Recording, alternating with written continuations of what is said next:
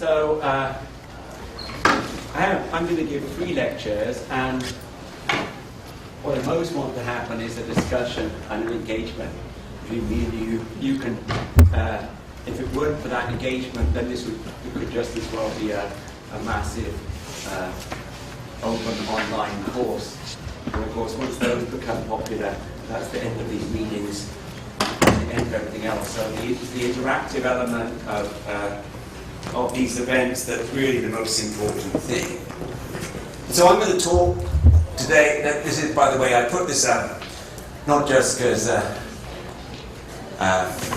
Gil's an old friend of mine, but over the years you'll discover that the people you learn from, you keep learning from. And so when I was an undergraduate, Gil Ondrich was one of my tutors. And we would go through the questions of the week, get that out of the way, and then we'd start talking about why we didn't believe what we'd just been taught. And those were the beginnings of very instructive discussions. And so I invite your questions. I don't understand what you just said. Could you please expand on that? And we can go off track as much as you guys like. But each lecture, I will start the beginning of the new lecture with a brief review of what we should have done the last time. Okay? All right? So I work at Rutgers University. That's my home base. This is part of our lab. This is the city nearby. This is the old part of the university, and this is what we do. Okay? And I'm happy to be here at this 6th spring school. So it's always useful to have some references. Here are some references of my own. It's still free. You can get the emerging monograph, but the switch will be put very soon on this thing. There's also a lecture I gave, a review I wrote many years ago now, but still mainly relevant. And you can also, from our either from my own website or from the Dropbox, download my lectures. Okay? There's also 2 marvelous books that I would like to refer to, particularly this one here, The Theory of Quantum Liquid. It's a timeless classic, and it really provides the basis, still today, of our understanding of the metallic vacuum. And we don't have something to replace this, and it is part of the big discussion. Okay, so my talks will be in 3 parts, and in fact, Gil has very kindly written down a key equation that we will be discussing. What I want to discuss today is the Kondo effect. In particular, how local moments condense out of the metal. How is it that itinerant waves localize as local moments, losing their charge degrees of freedom? How does that happen? And why do we care? Then the next time I'll talk about how an alternative to magnetism is the notion that local moments at every single site can form kind of singlets with the surrounding electrons. And this singlet ground state is called the Kondo lattice. And we'll talk about that next time. And if we ever get to it, at the end, I'll talk about ideas built upon the idea of the Kondo lattice, and all of this is stimulated by the discovery of a whole class of rare earth and actinide materials involving local moments, and these are often called heavy fermion materials, and they are really electron gases that are just on the very, very edge of magnetism. That's what they are. They're on the brink of magnetism. Okay? Questions? Okay. I hope you'll start soon. Okay. So this is an outline of the first lecture, and we're going to skip through a lot of these things, and I'm going to begin with a cartoon primer. We're going to talk a bit about Landau's idea of the electron gas and how you can actually use it to describe heavy electron materials. And what I most want to do is to get on to talking about how local moments form, how they fluctuate, and how this gives rise to something which is the condensed matter analog of quark physics. In quark physics, you know quarks are confined. You don't see free quarks. Well, If you take a local moment and put it into an electron gas, that's like a free quark, and at low temperatures it disappears and forms a heavy electron, which is like a nucleon. We'll talk about that, okay? All right? So, so at the heart of all of this is the fact that as you increase the nuclear charge inside an atom, it draws the outer shells of electrons inwards. And those partially filled shells are very important in transition metals. These are the 3D, 4D, the 5D orbitals, and it's the fact that the 3D series has the most localized unfilled electron orbitals. And these are the ones that are important for the Nig-type superconductors. If you want to go to slightly more localized electrons, you have to go to the actinide series. That's the one which was labeled by Paul Canfield in Raphael Stinner's bombs and other stuff. This is the actinide series. Interestingly enough, it wasn't known until around 1945 that the actinide series involved filling F bands. Before it was thought they were D-band materials, curiously enough. And then the most localized of all are the 4F electrons, the rare earth systems. Okay? And so this is increasing localization, and so it's very useful to reorganize the periodic table so that you put the columns, the rows, in this order. And this was done many years ago by Smith and Kometko. They reorganized the periodic table in this form, with the 5Ds at the bottom and the 4Fs at the top.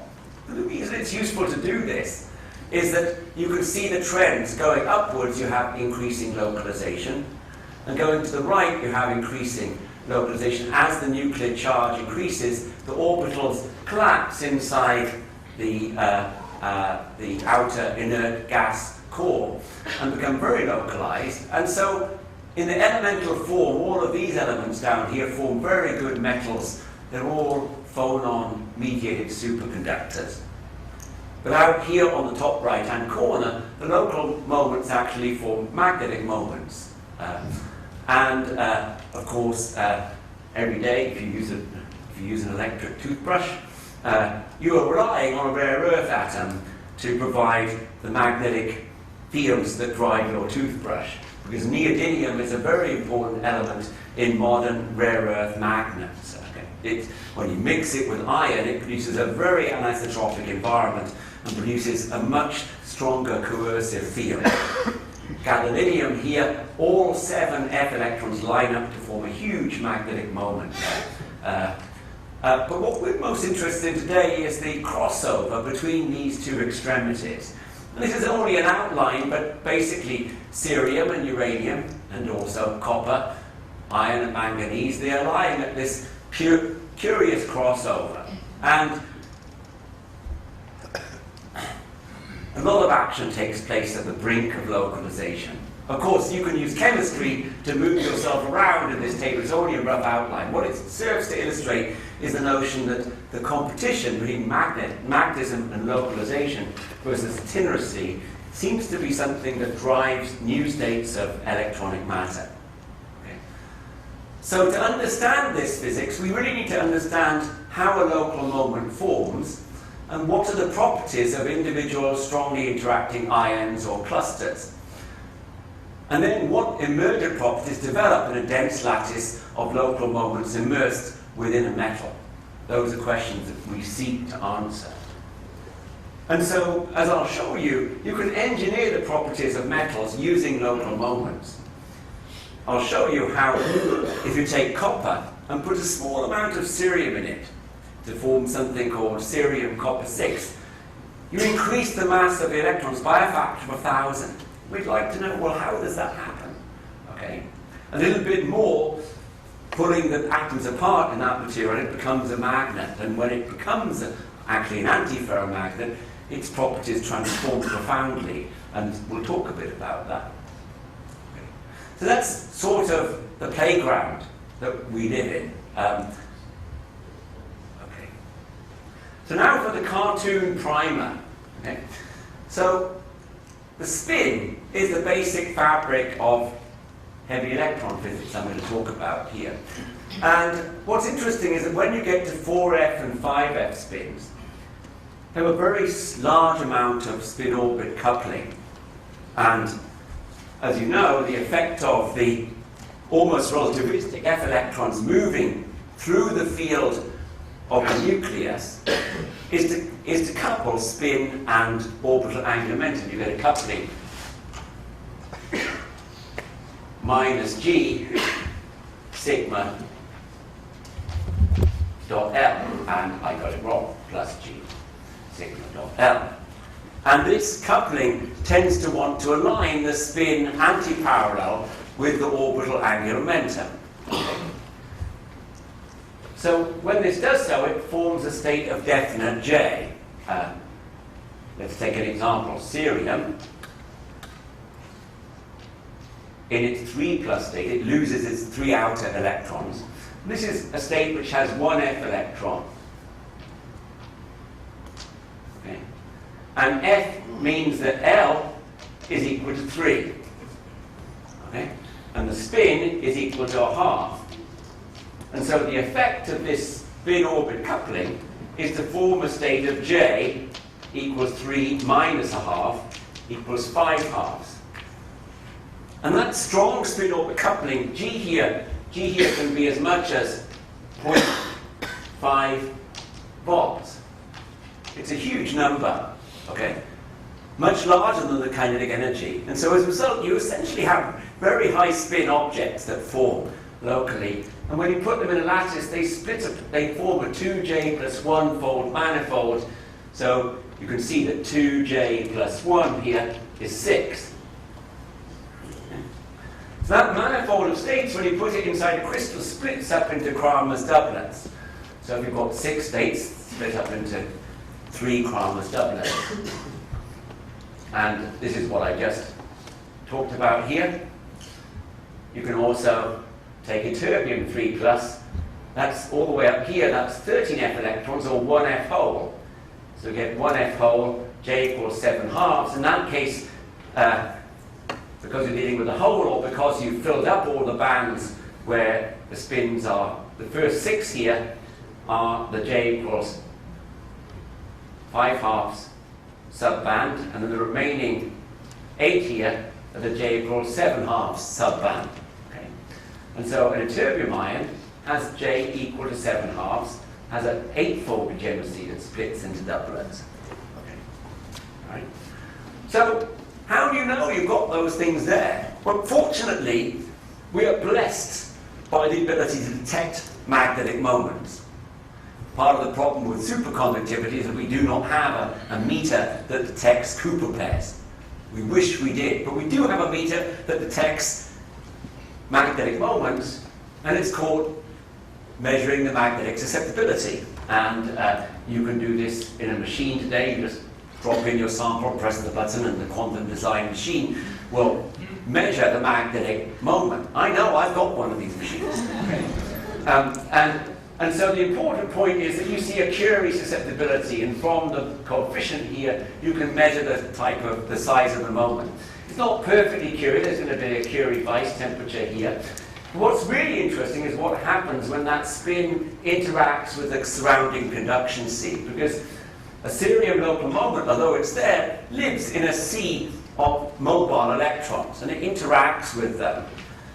What happens is that the electrons can hop out, and then very quickly they get refilled again. And that exchange process can only occur, basically occurs through an intermediate state, which is a singlet. And so those high frequency fluctuations lower the energy of singlet configurations and induce this Kondo interaction here, this J, which is anti-ferromagnetic. And so this is the Hamiltonian that describes the interaction of a doublet with conduction electrons. And it's a totally innocuous looking model. It's one of the oldest. It used to be called the SD model. It's not named after the person who first wrote it down, who was probably a fellow called Kasuya in Japan. because Kondo was the person who did the most important work on this in the early 60s, and I'll tell you a little bit more about that in due course. And what Kondo basically discovered was that actually, although this innocuous little anti-ferromagnetic interaction can be very, very weak, as you go to lower and lower temperatures, the effect of the virtual spin fluctuations causes anti-screening, and this J gets bigger and bigger and bigger, more and more anti-ferromagnetic, until you reach a point where, called a Kondo temperature, which is given by this formula here, where you can no longer do perturbation theory. And below that temperature, the spins vanish. And as they vanish, what happens is that the local moment is screened by conduction electrons, and you get a crossover from Curie to Pauli behavior. And what's left over at low temperatures is not typically an insulator. It has low energy excitations, and is also a non-degenerate ground state. Okay. And that's rather interesting and brings me to another point, but before I go on, notice that once you form a singlet, you've entangled the conduction electrons with the local moment. It's up, down, minus, down, up. And this entanglement is something of great fascination. An entangled state has no entropy. In the modern language, we say you can actually measure the amount of entanglement. It's called the entanglement entropy. As you create entanglement entropy, you lose thermal entropy. Okay? And one way to measure the loss of thermal entropy is to use an entropy meter.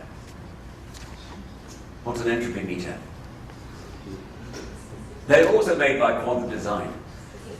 Specifically, good, okay? And we know that the amount of thermal entropy in a system at a temperature T is the integral of the amount of heat that's gone into it divided by temperature, and that's CV dt over T, okay? And so using an entropy meter, you can measure the amount of disentanglement that occurs as you raise the temperature. In the single impurity Kondo model, obviously, you have to generate log 2 entropy. You have two states. And therefore, the area under the C over T curve up to high temperatures measures log 2. And a rough order of magnitude estimate of this Kondo temperature is the temperature where the integrated area is half log 2. Okay? And so, this is actually something I want to communicate with you. The value of benchtop experiments in understanding the underlying physics cannot be underestimated. In fact, this is a very, very powerful way of getting some insight into how the ground state is built out of local degrees of freedom. And in fact, in many of the electronic systems that fascinate us, one of the mysteries is how the fabric of spin, Hilbert space, is used to build a Cooper pair condensate. How can spins make superconductors? Okay? And we'll be following that idea later on. Okay? So, in fact, the single impurity model, which we'll talk about today, is a warm-up for the lattice model. And so, of course, the cartoon makes it trivial. It says, well, I can form a singlet at every single side. In fact, such a cartoon, you might be tempted to think of such a state as being an insulator.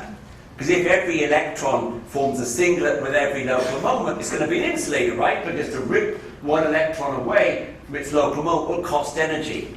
Okay? So it looks like it might be an insulator. And in fact, there are such Kondo insulators. But typically, the balance of local moments and electrons is not one-to-one. And so you've got an excess of electrons, shall we say, in which case you have some electrons that are not bound to singlets. And when you add one more electron, you break a singlet.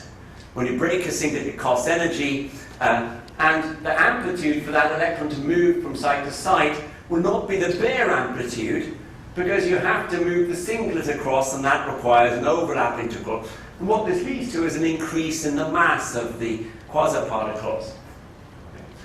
And so what happens is that at low temperatures, local moments can still entangle with the conduction sea. And this leads experimentally to the observation that the resistivity, which at high temperatures is due to scattering of these local moments, reaches a maximum and then plummets downwards typically, and at the very lowest temperatures forms the T-squared resistivity. This was first observed by Hans Rudi Ott and collaborators in ETH, Switzerland in the early 70s. In fact, they had this data for about 4 or 5 years before it was published. And we know this because Neville Mott in 1972 wrote a paper talking about cerium aluminium-3, even though there was no published information on it anywhere at that time. Okay. And so this entangled many-body state between electrons and spins doesn't need to give us just a metal, heavy metal. It can give us insulators, it can give us other things. And one of the things you can see that happens with some of these systems, cerium, copper-2, silicon-2, and uranium, beryllium-13. Uranium, beryllium-13, the resistivity goes up, it has a last little glitch, and at 185 micro ohms per centimeter, it then drops and plummets to 0. It becomes a superconductor. This material never develops a coherent Fermi liquid. It goes directly from an incoherent state into a superconducting state. And in fact, it's an enduring mystery today. It's not solved, and it's time for the community to go back to this interesting material. Okay. But some of them form Fermi liquids. Here is uranium, beryllium-13, showing the entropy plot here. And one of the interesting things you can do in this is you can roughly estimate at what temperature you need to get to half log 2, and it's about 4 Kelvin. And so all of this is really spin entropy, as far as we know, and so, or some local degree of freedom which condenses into the superconducting state. And one of the challenges is to understand how to write down the operator that creates a boson that then condenses in this system. We'll return to this issue. Okay, so that's my cartoon primer. Let's go to the beach. All right, questions? Okay, so I want to talk a bit about our standard understanding of the electron gas. And I'm going to show you one of my favorite pictures. Okay. So during the 1950s, Landau puzzled over many major unsolved problems. He was puzzling over superconductivity. He was puzzling over phase transitions. But he was also puzzling over understanding the electron gas. And in fact, was deeply puzzled by it. And then an opportunity came with the discovery of helium-3, which is the world's simplest Fermi liquid. And he realized that to understand helium-3, you can understand it by imagining turning on the interactions adiabatically. And he concluded, by a rather involved reasoning, which none of us understands even today, that under some circumstances you could actually imagine turning on the interactions adiabatically, and even though the excitations are gapless, he argued you could preserve the excitation spectrum, which would mean that you start with a non-interacting fermion and evolve it adiabatically into an interacting, what he called, quasi-particle. And here's a picture of that quasi-particle picture. You have a filled Fermi C. You take that filled Fermi C and you turn on the interactions, you get the ground state of the interacting system. Now you go back again, you take that filled Fermi C, add one non-interacting fermion to it, turn on the interactions, now you've got the ground state of a one quasi-particle state. Okay. Or you can take that filled Fermi C, add one hole to it, one non-interacting hole, to dial up the interactions, and you've now got the ground state of a quasi-particle. So now you know what one quasi-particle and one quasi-hole is, you can then ask, well, what is the energy of one quasi-particle and a second quasi-particle? And Landau argued that you could parameterize those interactions with a small set of parameters. And with that small set of parameters, which he could not calculate, he produce a beautiful phenomenological theory, which we now call Landau's Fermi-liquid theory.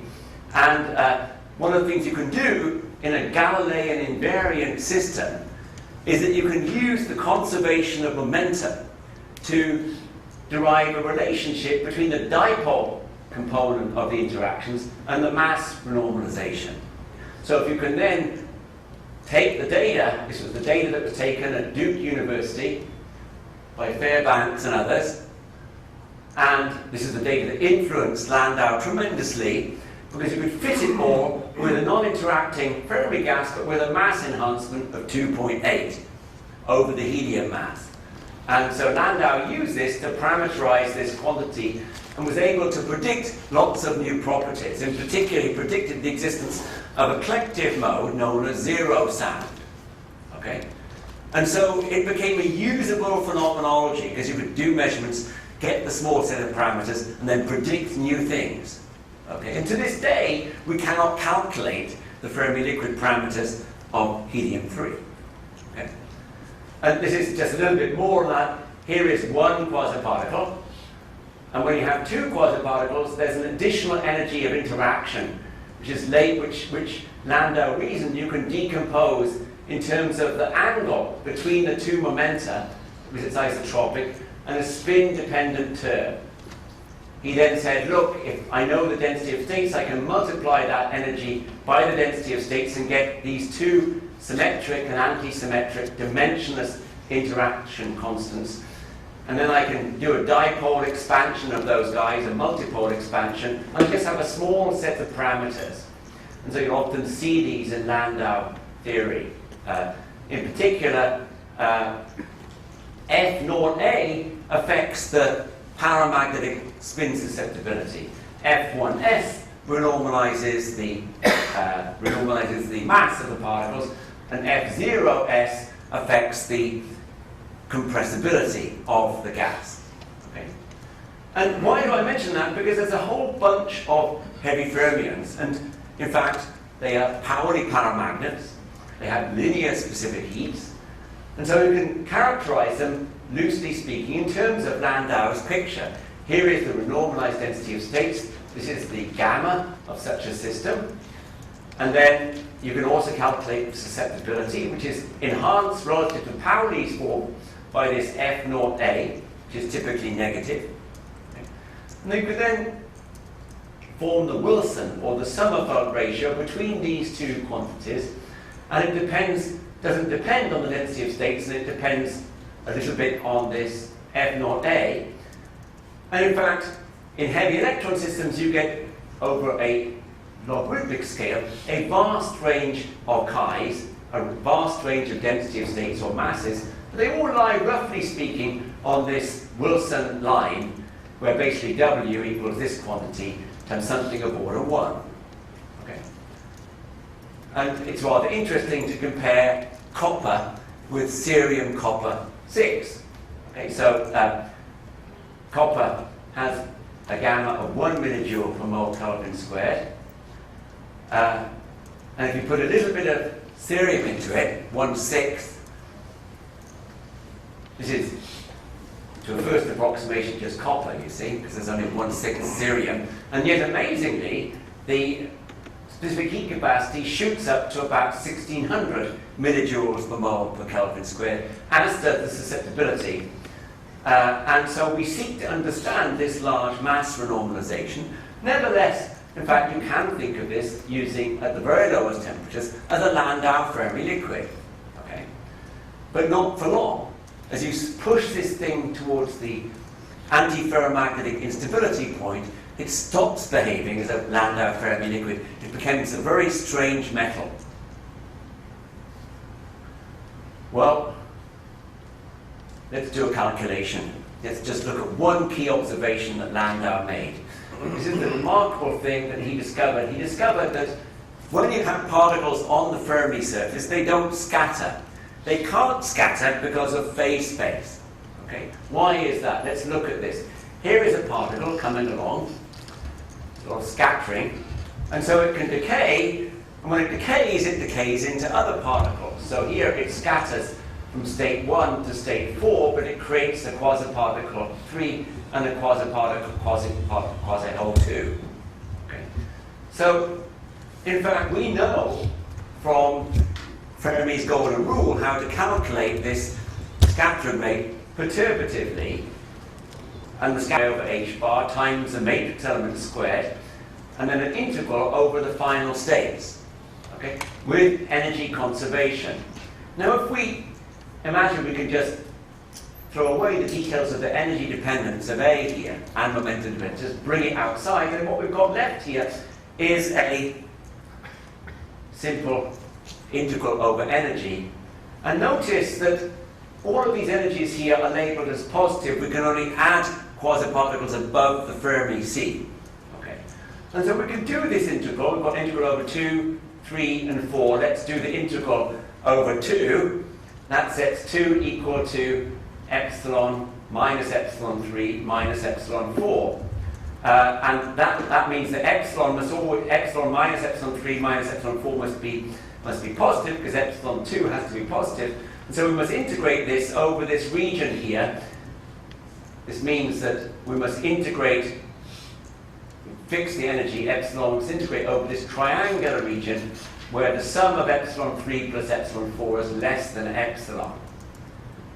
Okay, and so the area of that is just epsilon squared over 2, and bingo, that's why the scattering rate depends only on the energy squared in Landau-Fermi liquid theory.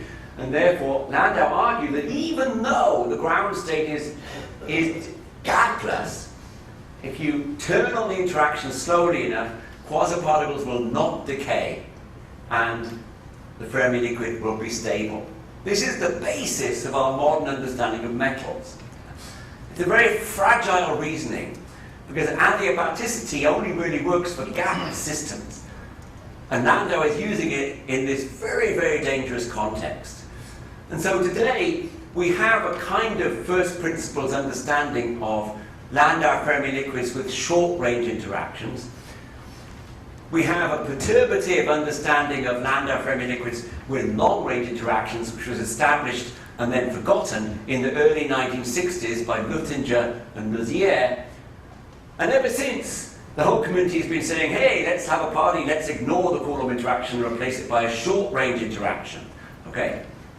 But in fact, it's very important, that long-range part of the interaction, and we're living, and maybe some of the difficulties we're having today with understanding systems is partly because we've so boldly ignored the long-range part of the Coulomb interaction for so long. In fact, to do Landau-Fermi liquid theory with a long-range interaction, you cannot throw away the long-range part of the interaction. It's always there. Okay? And so it's a misnomer to state that Landau theory allows you to replace the interaction by a short-range interaction. It does not allow that, in fact. And so what we do today is we say, okay, well, you can include the Coulomb interaction afterwards if you like, okay, the long-range part. And so there is I say this to you because it's very easy to learn the stuff and think everything is all wrapped up. It's not wrapped up. Our foundation is very, very thin. Okay? But nevertheless, you can do the following marvelous experiment. You can take lanthanum cuprate and put a little bit of cerium into it, and you can watch the resistivity rise up and saturate at a very large value. This is the Kondo effect, the single impurity Kondo effect. And you can then gradually increase the concentration of cerium from 0.09 to 0.29, 0.5, 0.7, 0.9, 0.99, 100%. And lo and behold, actually the resistivity evolved from going to a maximum here, to going over a maximum, coming down to form a Fermi liquid. And here is the linear specific heat of that system at low temperatures. It actually levels out at 1600, somewhere up here. So what happens when Landau's adiabaticity fails? If you increase the interaction, how far can you increase it before something goes wrong? Indefinitely? Well, it turns out that for single impurity models, you can increase it indefinitely. Okay? But that's boring. In the lattice, that's not the case. Here is a very nice picture taken by Sir Rudolf Piles. in 1956 during a brief thawing of the Cold War. And everyone went over there, and here are some of the people: Landau, Dyson, Larkin, Pomeranchuk, Abrakozov. This is young Abrakozov here. Okay. And no one's actually ever asked Freeman Dyson what he was talking about there, because those who know him well too embarrassed, and as a result the history will die with us. But we do know that they talked about a lot of interesting things. The Russian community thought that the American community had screwed up on quantum electrodynamics. They believed that they'd made a sign error. And in fact, it turned out the Russians had made a sign error. And everything was good with quantum electrodynamics. But Dyson learned about Landau's Fermi liquid on this occasion. We know this because he gave a few lectures on it at the Institute for Advanced Study when he came back, and David Pines was one of the people in the audience of those lectures. But it could be Pomeranchuk became interested in instabilities of the electron gas, and so we don't know what he was saying, but this is just my paraphrasing. So, Professor Landau, what happens when the interaction becomes too large? And in fact, this has been an enduring question for a very long time, and various people have added different answers to this. In particular, in the context of the electron gas, it's known that the interactions become very strong as you make the electron gas more and more dilute. This is because the kinetic energy grows very rapidly in dense systems and rapidly overcomes the average strength of the Coulomb interaction. Nevertheless, if you dilute the system enough, you eventually form a Wigner crystal.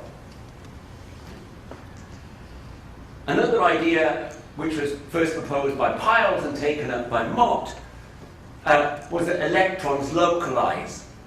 Okay. And in the early 60s, Anderson pointed out, well, look at his theory today, that local moments form. Okay. In the 70s, John Hertz pointed out, although nobody listened to him at the time, he was a postdoc of Bob Schrieffer's at Chicago, and Schrieffer was very interested in ferromagnetic fluctuations. And Hertz pointed out that at the point of instability into the ferromagnet, you form a non-Fermi liquid, an unusual type of Fermi gas, which today is best to call a strange metal. Okay? And today we can actually measure these strange metals. Here is the cartoon picture. As you change the pressure of a heavy electron system, it could be some of the tuning parameters, you can convert it from a Fermi liquid into a magnet, typically an antiferromagnet. And here's an example of that. Here is cerium copper 6, that metal with a majority of copper and a little bit of cerium is X equals 0. This is the specific heat capacity of that system, gradually leveling out, barely forming a Fermi liquid. If you put a little bit of gold into it and expand the lattice, it forms an antiferromagnet. Here is the antiferromagnetic instability that develops when X is equal to 0.3.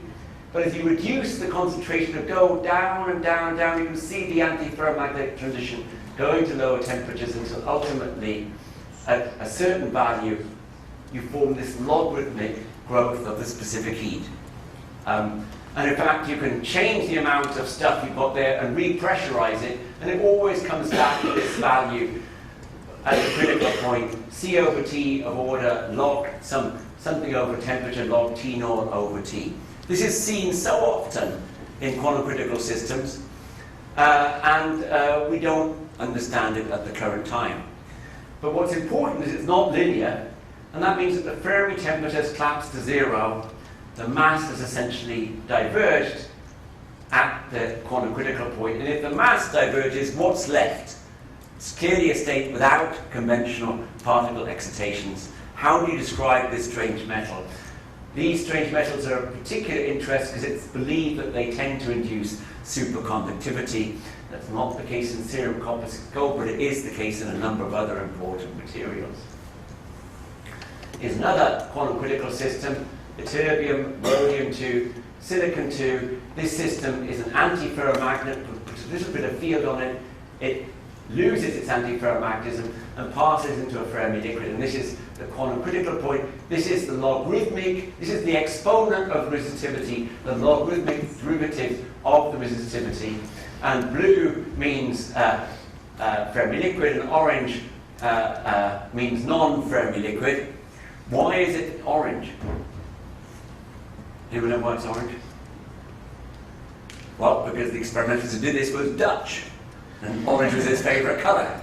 Okay, so that's why it was orange. And you can look at the linear resistivity that was measured at the critical point, and it's beautifully linear. In fact, this linearity goes way beyond 1 Kelvin. It goes on out to about 10 Kelvin if you take the derivative, logarithmic derivative. But if you push it beyond this critical point, it develops a t-squared behavior.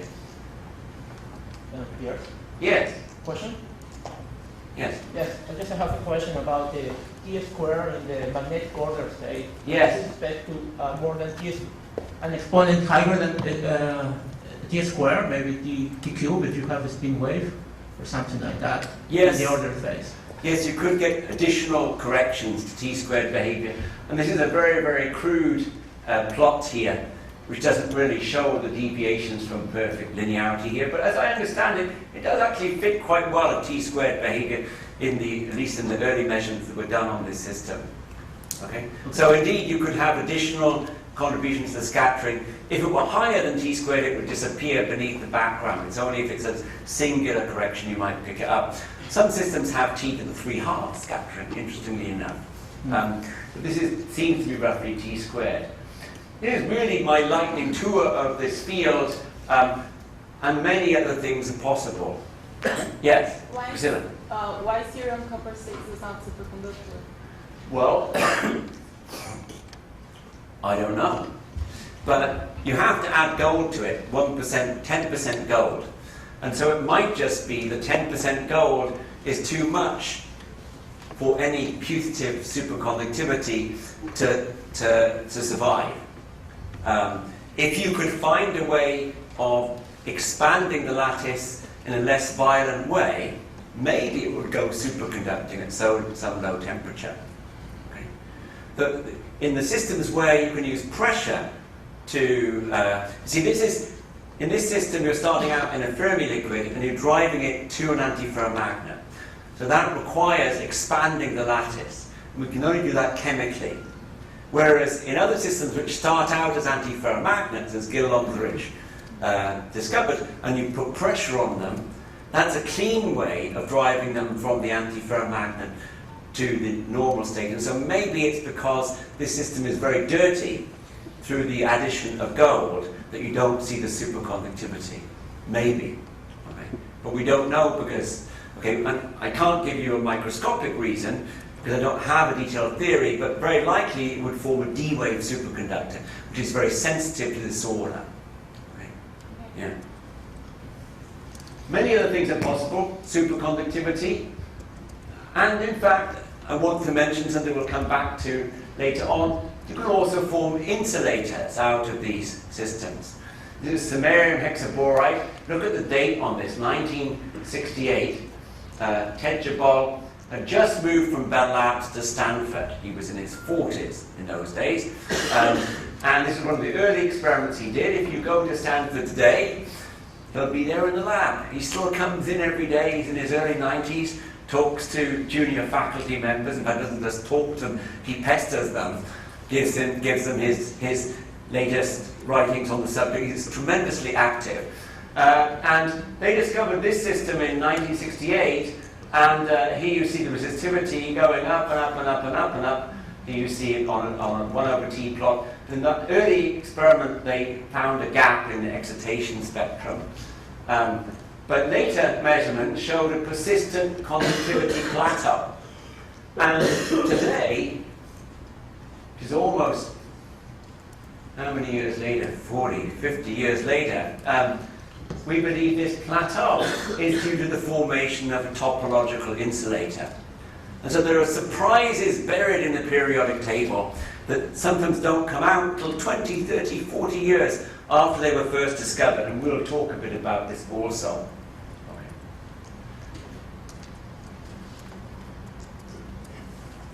Here's the recent work, and in fact, Steve Wolgast, one of the first author on this paper, is right here in the audience. Okay, so this is an example of a discovery that is hot. These kinds of discoveries are the kind of discoveries you can make in your research career starting now. Okay. So, but I want to go back now and talk about the old stuff, because it's still relevant. And I need a time check from Raphael. We started around 12:05, I guess. Yeah, so you have probably 10 to 15 minutes. Yeah, okay, so we'll see where we get to. Yeah.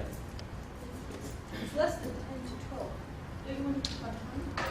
It's okay, we can stop whenever we like. We can stop now. You drive me too deep. No, it's fine. Let's keep racing. I'm drivable. It's fine. We'll take a vote anyway.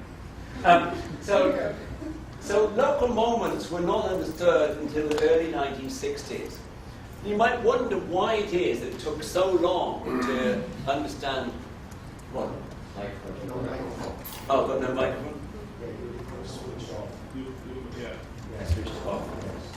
No, I didn't switch it off. It's on. But it's fine for the guys, so let's just move on. Everybody can hear.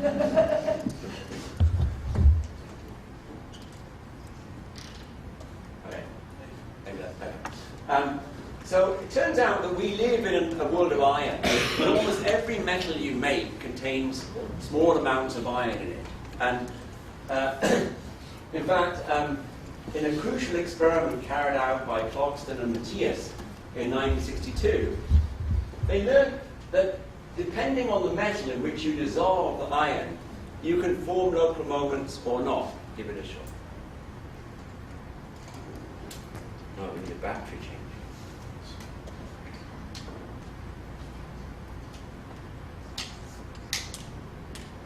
Cool. Hello.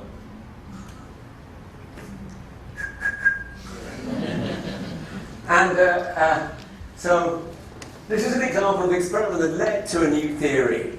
And what they found was that they took an niobium molybdenum alloy.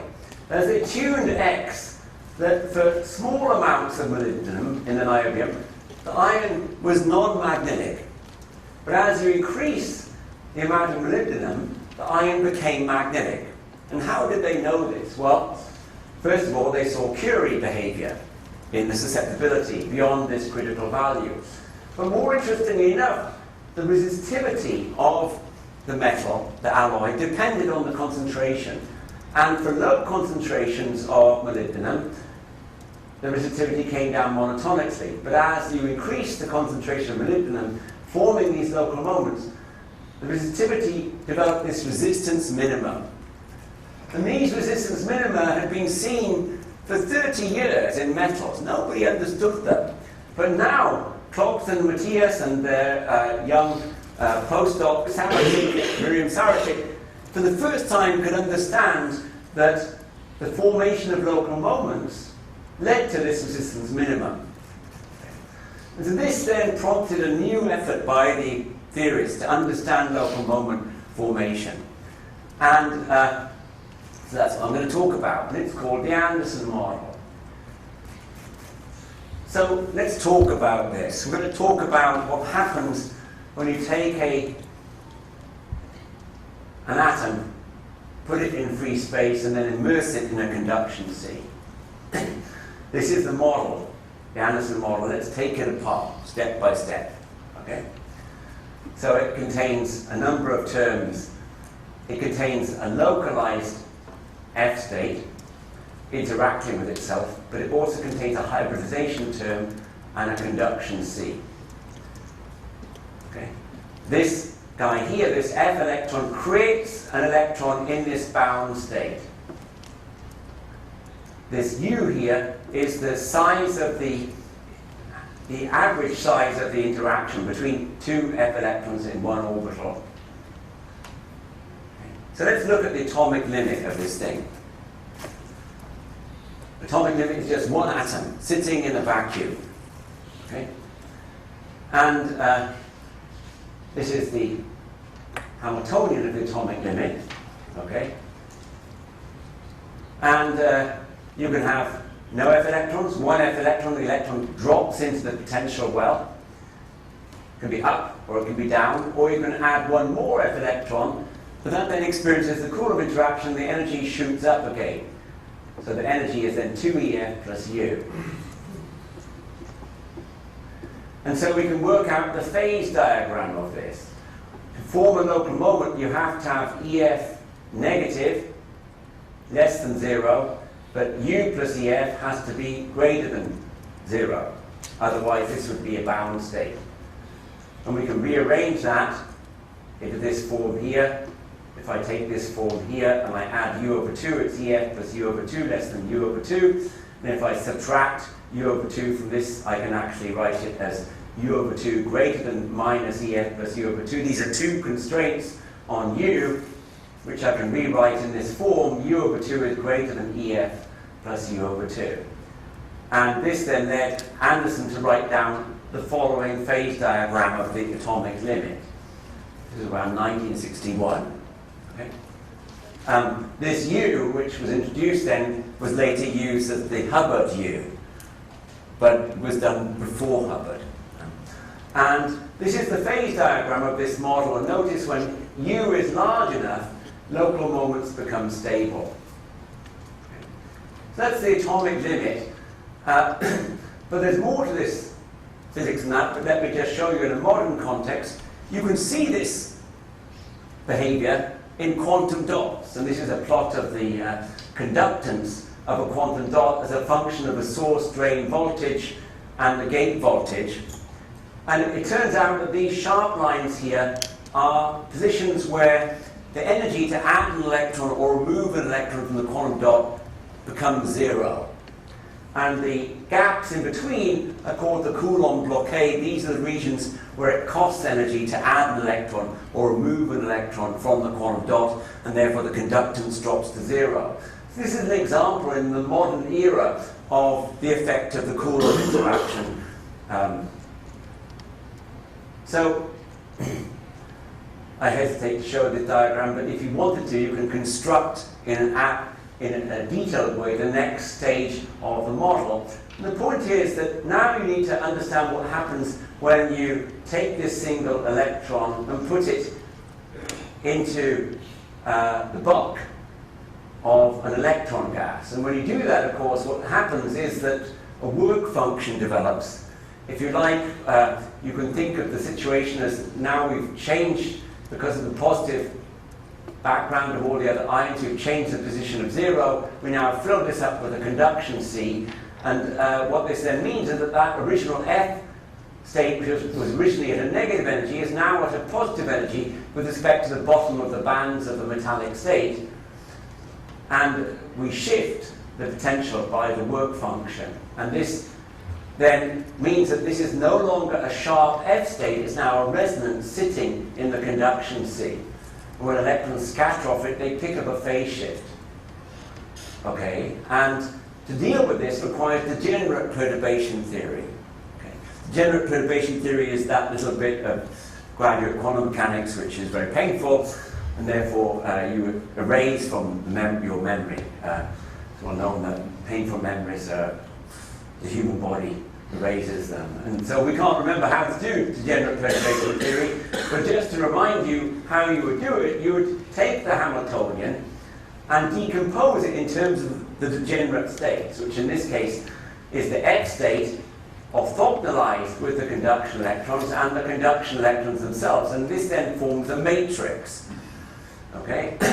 Now to describe that matrix, you then approximate it.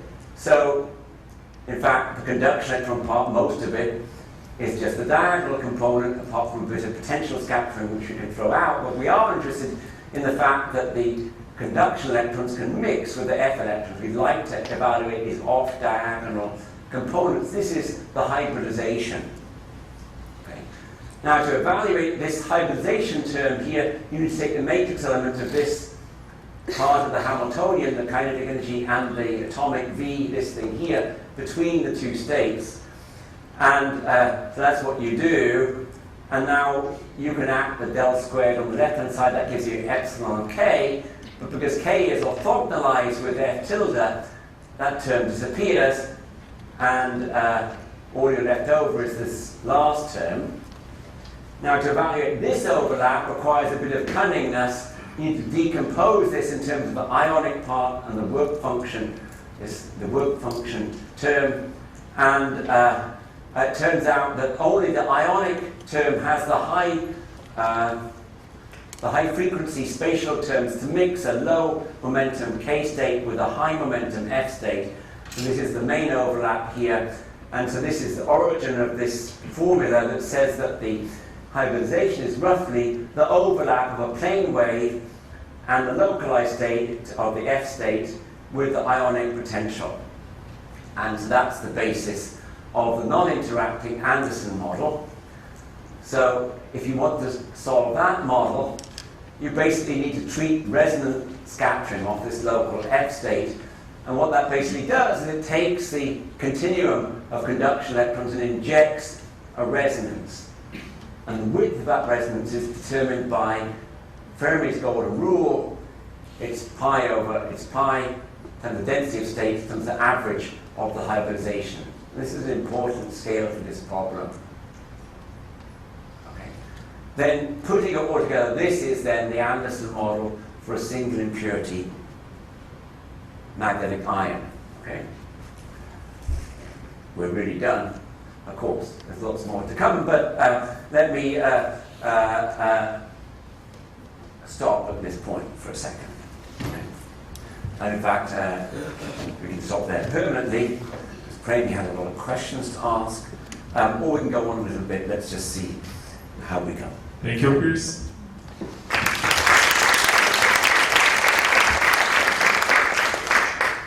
Questions?